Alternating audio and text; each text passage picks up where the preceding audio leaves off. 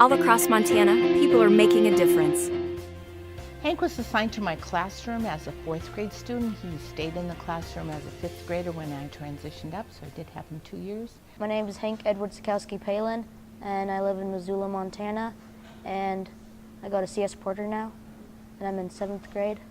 I didn't know very much at all about diabetes 1. Before school started, we had a meeting with the nurse and Hank's mom and myself and our school psychologist, and went through some of the protocols, the things I needed to know about Hank, things I needed to be aware of, set up a training schedule for me.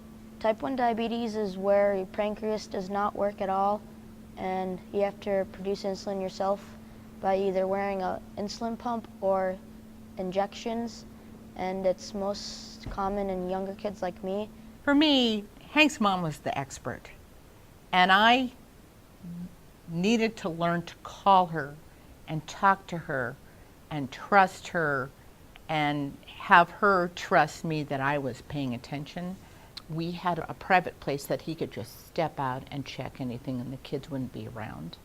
And the supplies he needed we kept in my closet here also, so that he could just reach in and get what he needed.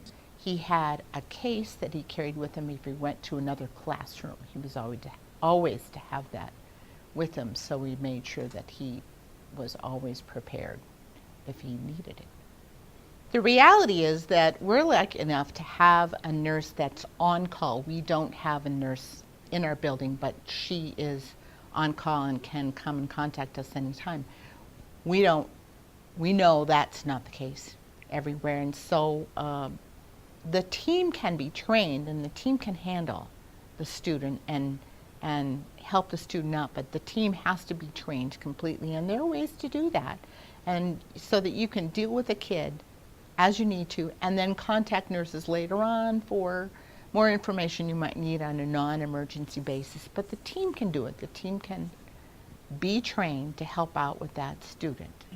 Learning how to do the glucagon shot was important, but it was the last-ditch thing that you would ever need to do if the child was unresponsive.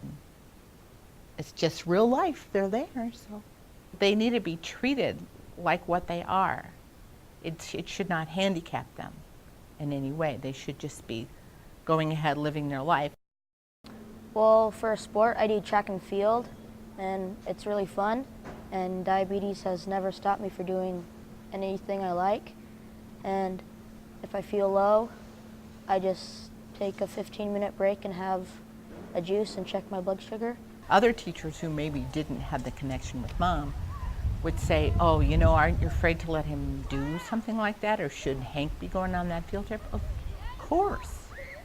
But we all have it worked out. You can't sit in a box. Hank had been going to school with these kids for 5 years, and so they knew him.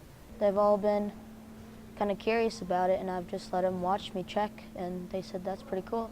The challenge for me was not being able to get up in the morning and say, I'll go grab the kids some cookies for school today, because I always had to think about what will work for Hank, what will be the timing for Hank.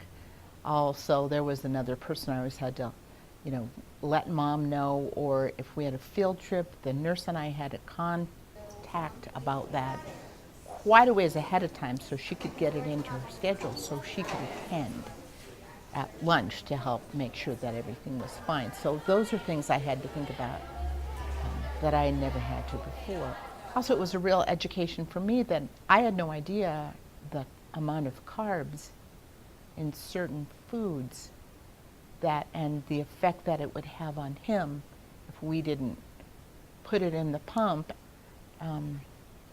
Ran into some challenges sometimes when the pump quit working, or they would not have enough materials, and then the nurse would have to be here pretty much all day. The big sign that I looked for with Hank is if he looked tired, if he put his head on the desk, if he needed to start using the bathroom, if he needed to make sure that water was going, which we were very aware of anyway, but was the head on the desk. And if he looked tired, then I would have him check. Yeah, if I'm low, I usually just get shaky or kind of tired, and I don't really feel active or anything. So that's how I know if I'm low. Then if I'm high, I just feel really dizzy, and I have to go to the bathroom a lot, and have to drink lots of water. I think I kind of got into Hank's rhythm a little bit in terms of understanding what he would and would not do as a 5th grade boy, and that he was very good at telling me if he wasn't feeling well, so I learned to trust that.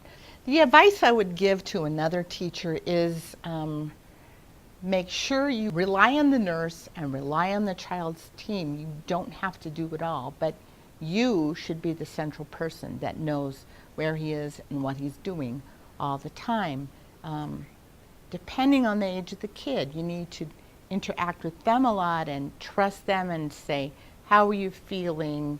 And also be present when they check, and if they have a pump, put the number in, because they might accidentally reverse those numbers. He had been taught that over the years, to assume that responsibility, and so did I learned it, and so did the kids in the room.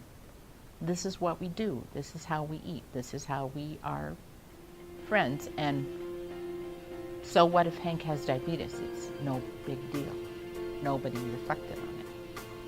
She's on top of it, and she's always been there for me, and yeah, she's really nice.